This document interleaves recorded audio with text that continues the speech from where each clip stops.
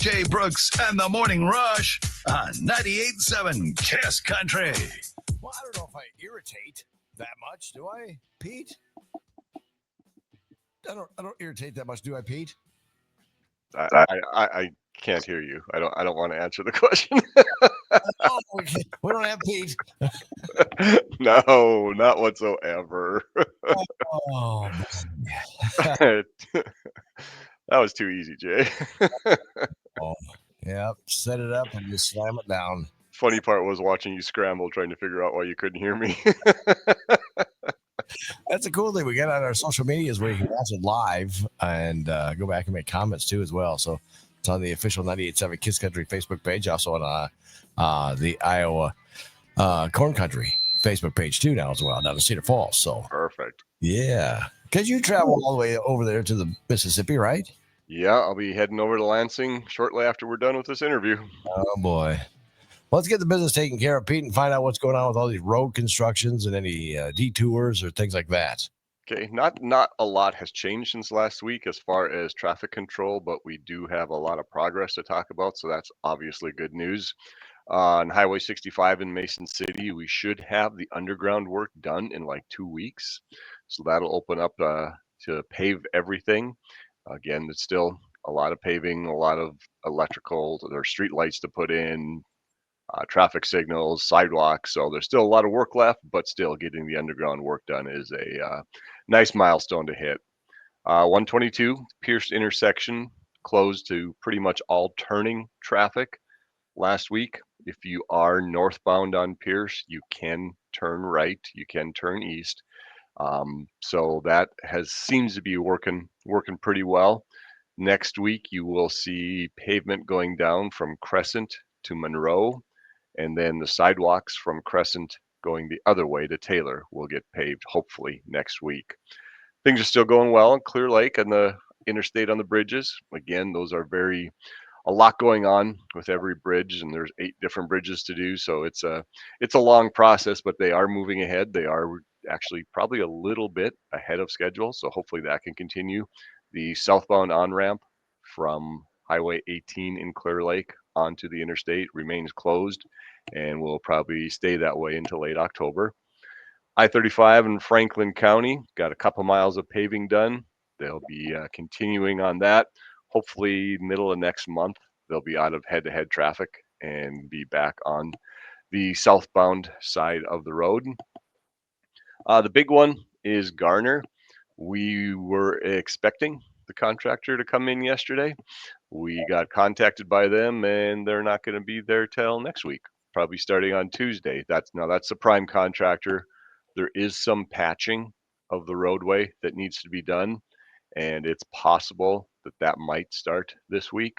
If it does, there will be pilot car and flaggers, so be aware of that. We'll hopefully have a better update for you next week. Things are continuing in Sexton area where they're detoured between Algona and Sexton is where the resurfacing project is happening. So beware of flaggers and pilot cars in that area. The bridge deck overlay on B65 south of Mason City over the interstate, still set for around Halloween to get that one open. Charles City, we're doing some microsurfacing on the Avenue of the Saints around Charles City there. We had some ramp closures yesterday. We'll have some again today. They're just going to be for a couple hours. So there are message boards out there alerting people of that. There are lane closures that will probably wrap up in early October. And then the Iowa 3 project between I-35 and Franklin County is continuing. Again, pilot car and flaggers through the areas where they are working, and that should wrap up in late October. That's all you got?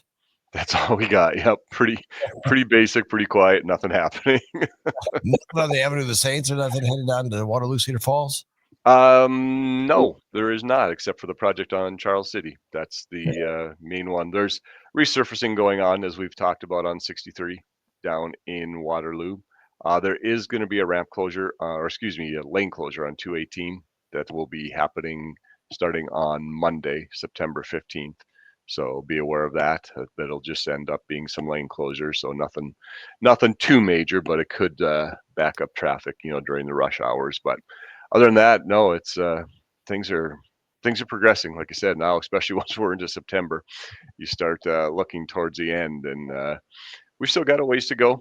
We, as you know, we do construction into late November, but things are making progress, and that's good news. Oh, that sounds good. Pete, business is out of the way. Now, you know what? I'm ready. Do you like football? Love it. Love football. Football. What's a football? I gotta get that football helmet. I just want to play football. I love football. Let's play some football. You follow the football game? You saw me doing like some kind of grill on a football field. It was a big weekend, Pete. It was a big weekend. Oh, boy. I tell you what, you had a chance to come down to the SAC as well and see a little bit about what's going on. And Yeah, it was fun. yeah. So I did have to laugh. I don't know if you heard this or not. I walked out of your garage, and one of your friends had gone over and put cones at the entrance to the cul-de-sac. Uh-huh. And he turned around and he saw me, and he said, "I thought I might as well cone this off just like the rest of town." I thought that was pretty good. I got a kick out of that one. Yeah, everywhere you go, there's cones everywhere. We just got to make up our own. That's all. That's all right. So Saturday, the Iowa State game. I know you're a big Hawkeye fan, Pete. Yep. I'm a big Cyclone fan, and well, we kind of clashed a little bit, and that's why you left the party early. Yeah. No, unfortunately, I had committed to 2 different places, so I wanted to make sure I got to both. No, it's funny. I was talking to one of my friends at work here who's a Cyclone fan yesterday, and it's like he said, well, he told me, he said, "I hate that game." He said, "I don't care if we win or lose. I hate it." He said, "Because it's always so disjointed." He said, "It's never a smooth game. Something weird always happens, for somebody to win." He said, he goes, "I'm a Cyclone fan." He said, "If that tip pass isn't caught at the towards the end of the game," he said, "we punt and who knows what happens." Right. But guess what? The bottom line is it was caught, and Iowa State kicked the field goal and they won. So Exactly. yeah, no, it was an intense game to watch as always, and as much as I hate to say it, I do believe the better team won that game right now. So we'll see how the rest of the year goes. I was in Casey's before the game. I think I was getting a lottery ticket or something like that because Saturday, that's a big Powerball. Right. Yeah. How'd that turn out for you? Well, I won like $11 total. Oh, wow. That's actually better than most of us. But there was a guy behind me and he goes, "Well, I hope you're feeling good about yourself because you're gonna beat us down today." And I looked at him and I go like, "What?" I had my Iowa State stuff on. He had a Hawkeye shirt on. Yep. So I didn't realize that right away. I thought, "Well, what are you talking about?" He goes, "The game today." I said, "Oh yeah, the game. Yeah, it's probably going to be a good one." Yep. Yeah, Iowa State came out hot and pretty much dominated, and then Iowa got the running game going for a while, and then the fourth quarter was kind of a wild one, and another long field goal was the winner. Yeah, when that field goal hit, I almost, because I have a bullhorn. Yep. And I usually blow that on good plays and everything, but I was too close to the end of the game. I grabbed it, and I looked at another Cyclone fan. They go, "I think I'm just going to wait." Yeah. Yep. Yeah. No, they did it. They got the win, and now we move on to the rest of the season.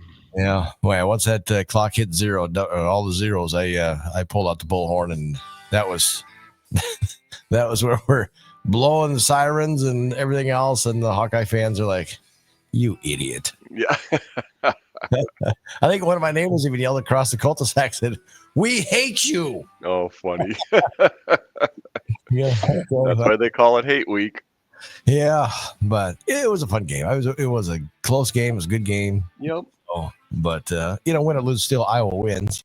Yeah, without a doubt. The attention with the national broadcast and the Yeah. national pregame show, and yeah, you're exactly right. And some of the things that some of the national broadcasters said about Ames, how they just loved it and enjoyed the atmosphere. And yeah, you're exactly right. The whole state wins on that one. And they're like, "I can't believe how much beer they drink this early in the morning." Yeah, I actually did hear that comment as well. I think was it that David Potnoy, is that how you say his name? He said it was dark outside and they were drinking beer. Yeah, do something to keep warm around here. Yup. My brother flew in from Florida because his wife taught Rocco, the quarterback for the Iowa State Cyclones. Yup. And so he had a chance to catch up with him afterwards too, as well. So very briefly, because he goes, "Hey, I'm sorry to cut this short because I ate the family. Yeah. So we want to come out and say hi to my brother, and because they're close. Because then Deanne, his mom, was talking to my brother and all that good stuff too. So, but I got a jersey. Coming my way Nice. from Rock. Pretty cool. Yeah. So Yeah. Fun to have those connections. yeah. So that'll be boxed up and hanging in the old man cave at home. Yep. They should be. He's a very good quarterback. Yeah. Very good. Yeah. So there was a couple calls that he noticed on the field. You know. Yeah. Yeah. And he goes, "I didn't know if you guys could see that or not." But Yeah. Yeah. No, it's pretty crazy and I've said it before, these players and coaches, they have forgotten more about football than we'll ever know. right. Just the intricacies and all that. Yeah, it's crazy. It's when you get the opportunity to listen to some of them talk about a game or explain something. To me, anyway, I'm obviously a football junkie. It's so interesting just to see what they see and see what you're missing.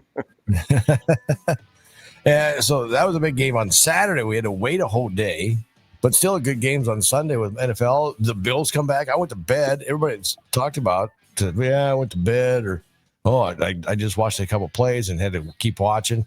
Bills came back from a 15-point deficit, Yep. 41-40. I thought this game's over. I'm going to bed. I did. I went to bed.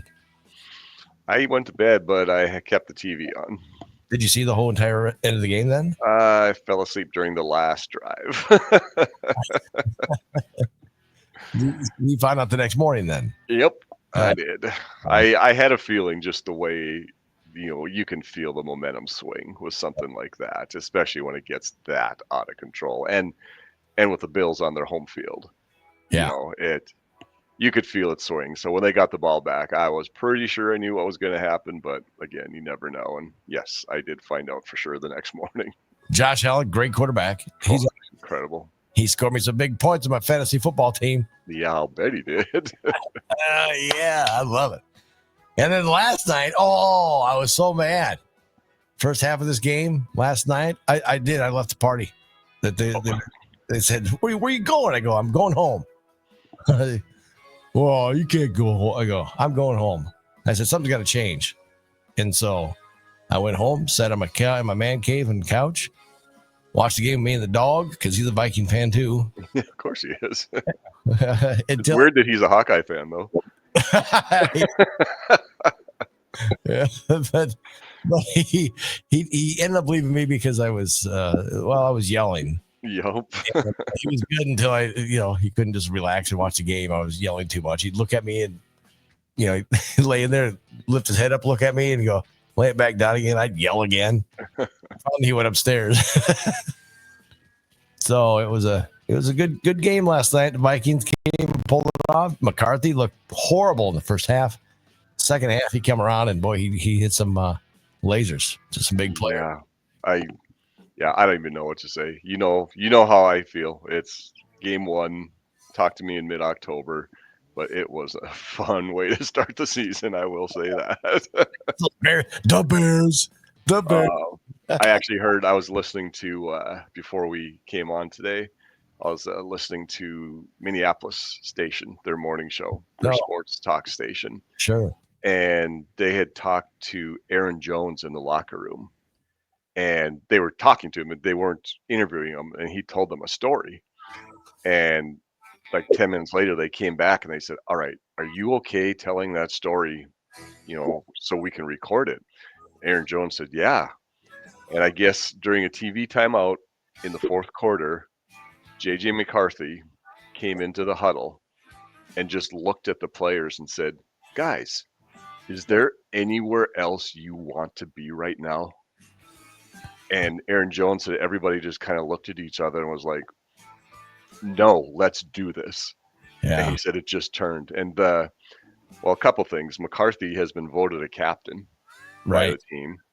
And for a first game starting quarterback to have the have the guts and the confidence to go into a a huddle full of veterans and say that, and not only say that, but get their attention, Yeah. that almost tells me more than what he did on the field as far as playing. 2 TDs, 1 run, 2 passing TDs, and 1 running in. Never been done since 2011 by a rookie. Yeah, in the fourth quarter. Fourth quarter. Yeah, just crazy. Some people were like, after the game, I went back over to the party where I was, Of course you did. I did it with my football because I had my football I'd carry around. And they were like, wow, that was an awesome game. So, but they were still down on, not down on him, but they're like still, I don't know if McCarthy's really got my attention yet. I go, dude, the guy's awesome. Yeah. Great. Like I said, one game, but he showed that he has he does not give up. He does not quit. That's what I like. And you got a quarterback, his record over the years from high school, college, and now 61-3. Yeah, is his record. So yep, it's fairly impressive. Bad track record at all. Yep, exactly. Yeah, and the defense seemed like they flipped a switch in the second half, and yeah, I really think, and I understand the injury fear in preseason, but the Vikings missed so many tackles in the first half, and to me, that's from not playing preseason games. right. Because even in these scrimmages, I don't think you tackle full contact. No. But it seems like the second half, number one, instead of just rushing Caleb Williams, they contained him in the pocket. They didn't let him get outside. Right. And that made a huge difference. And they tackled so much better. Yeah. So we're supposed to have defense. I got Vikings defense on my fantasy football team too. So yep, I think that's a pretty good pick. Not too bad. But not too bad. Well, Pete, you've seen me over the years how I talk about the Vikings. I think we're looking good. I got total faith in McCarthy to lead this Vikings to somewhere later in the season. I'm not going to go there yet, but I will say I have complete and total faith in Kevin O'Connell. I don't think there is a better, as far as coach / motivator and somebody that players look up to. I'm not sure there's a better coach in the league right now. And yes, I am biased. I'd be happy to admit that, but prove me wrong. He's totally got all. The team is totally in. What he says is scripture, and that's it. Well, a coaching move last night really could have changed the game when Bears kicked off with 2:02 left. And Chandler got the ball in the end zone. He looked to the sidelines. Yeah. And O'Connell told him to run it out. Yeah. Well, that brought it down to 155. So that's 7 seconds. Uh-huh. After the game, Ben Johnson said what they should have done was kick the ball out of bounds. Even though no time would have run off the clock. Right. They would have had an extra timeout with a 2-minute warning. Uh-huh. And by his calculations, the Bears would have gotten the ball back with 50 seconds left instead of 15. Right. So that tells you how important coaching is right there. Oh, absolutely. Because Tweedledee and Tweedledum were doing the call of the game. And so I disagree with you so much on that. I think they're outstanding. You like Aikman and I do. They're totally against the Vikings. Stop it! Did you hear the way they were talking up McCarthy and the defense the second half? No. Guess what? They should have been down on the Vikings the first half. They deserved it. No, I didn't, because I turned it to Peyton and Eli. No, I think those two are outstanding. And if you probably missed then, and this was a huge part of the game in the first half. Every time McCarthy came up to the line, and I don't know why this was happening, there was like 7 or 8 seconds on the play clock. Uh-huh. So he was rushed, and not only was he rushed, but the defense sees that, so they're not going to go for any hard count because they're just watching the play clock and knowing, guess what? We can just go any second. Yeah. When he gets up there with 20 seconds left, they don't know if he's going to do a hard count. They don't know if he's going to snap it quick. They can't tee off the way they did. And Aikman pointed that out like in the first quarter. He said he's rushed. The defense knows what's coming. Yeah. And yeah, so just so many things changed that second half, and I don't know how that happens, but I'm glad it did. Because I went home and turned the channel, watched it by myself with my dog, and turned it to Peyton and Eli. That's what made the difference. And they had Randy Moss on that whole entire second half. Yeah, I would have liked to seen that. I might have to try to find that. It's just, I would have liked to see the Randy Moss. Mm-hmm. And the people at the party, the garage that I was at, they're like, stay where you are. Yeah, exactly. I said, I am. I'm not going anywhere. Yeah, exactly. Now, whether that helped or not, Superstitious Jay may have helped the Vikings last night. Got the win. It's all that matters. Pete, always great to talk to you about what's going on with road construction and sports. We could have a whole entire podcast about this. maybe people want to hear it. Maybe they don't. I don't know. One way to find out. Oh, Pete, have yourself a great week. All right. Hey, do the same, Jay. That's the good stuff.